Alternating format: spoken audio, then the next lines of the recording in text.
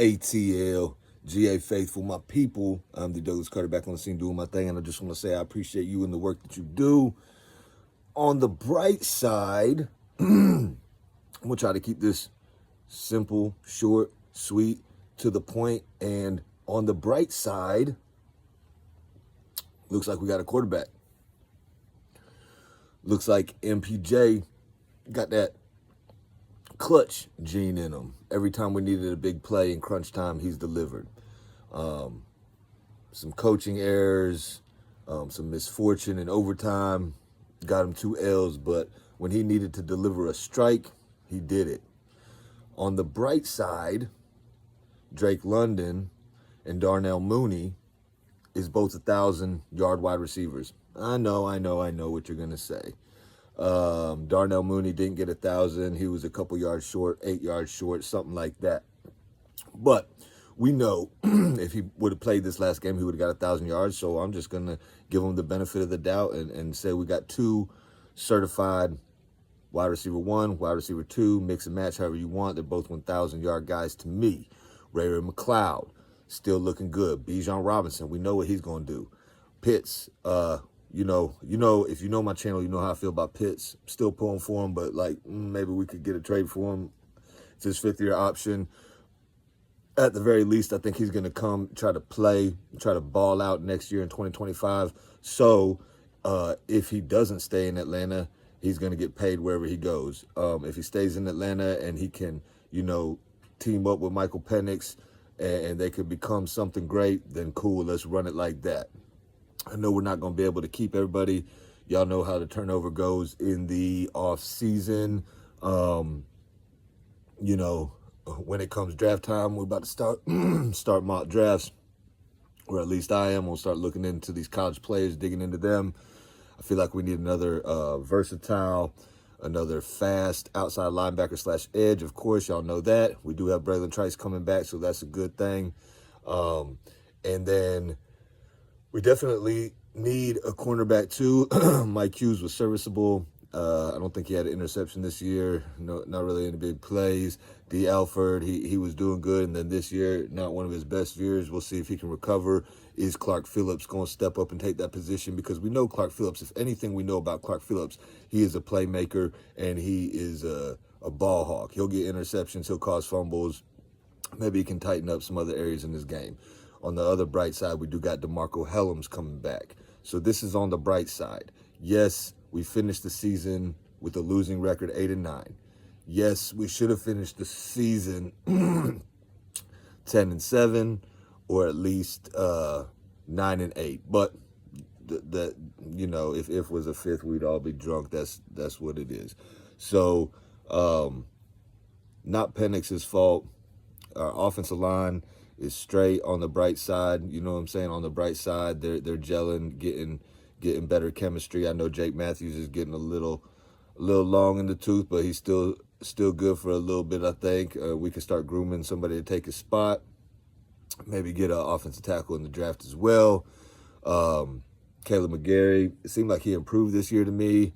I think, him and Chris Lindstrom will be good staying together, but that is what it is. I think the offensive line can gel and be good, and I think they stayed on the field most of the time, and I think we got some good backups as well.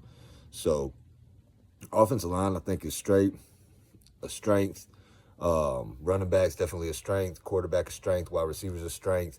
Defense, we got Jesse Bates back there. Don't know if Justin Simmons is going to stay. Hellams will be coming back, like I said. And hopefully some other guys we can add to the team via draft or free agency or trade or whatever it may be. Not sure about Judon.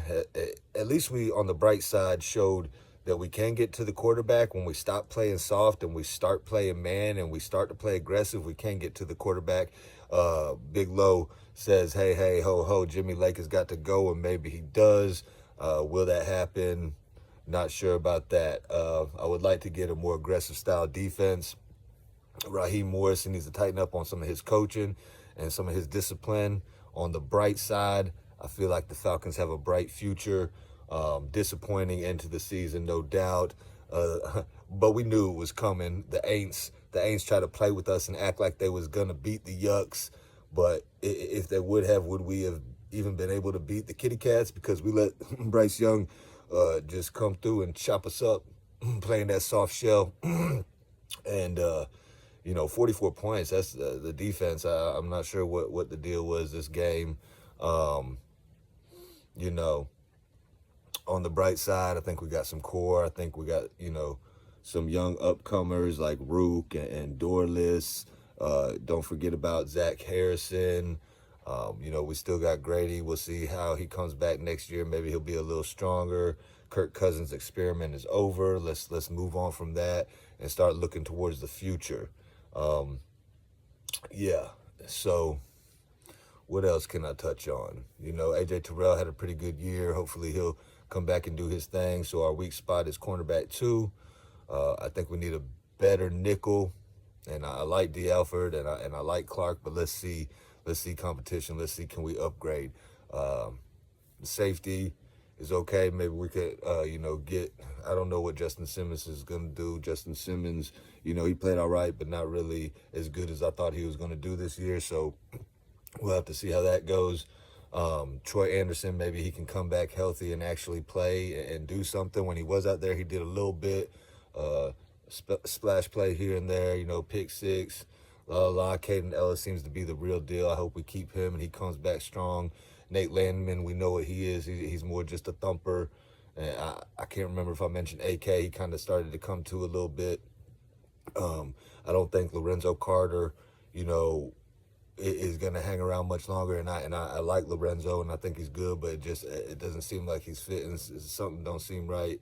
Bertrand, he's coming up all right. You know what I'm saying? So let's just revamp. Let's retool, revamp, stack up, create some competition, and really focus on our defense this year. That's, what we kind of say every year, but we needed to build back up our offense. Maybe we could add another speedster at wide receiver. And I don't know the status on Rondell Moore, but after those leg injuries, he's probably going to have lost a step or two, so it wouldn't hurt to have another burner. But I think we're in good shape heading into 2025. And I'm hoping to see a Detroit-Buffalo Super Bowl. Detroit-Buffalo, since my squad's not in there, I think that would be a good Super Bowl to watch. But I don't know if Baltimore is going to make it. I don't know if Kansas City is going to make it. Is there going to be a surprise? You know what I'm saying? We shall see come Super Bowl time. Drop a comment. Hit that like button. Help me out. Keep me in the algorithm. Let's keep this thing pumping. Let's go good into the new year, into 2025, and let's see what it do come this time next year. Hopefully we'll be on top of the division and in the playoffs. Falcons, we gotta create a different mantra. Instead of Falcons falconing in a bad way, we gotta switch that up and Falcons falcon in a good way. Like, always come through in the clutch and start winning games in the clutch. Start making a postseason run and make some noise in the playoffs. That's what I'm looking to do. On the bright side, I'm gonna end this video like I end all my videos. Y'all tell me who y'all think's gonna be in the Super Bowl and who's your pick to win the Super Bowl. And who do you think we're gonna take with what position do you think we're gonna take with our first round pick? Anyway, end this video like I end all my videos. Thank God works, and I hope you have a blessed rest of your day or night. 1.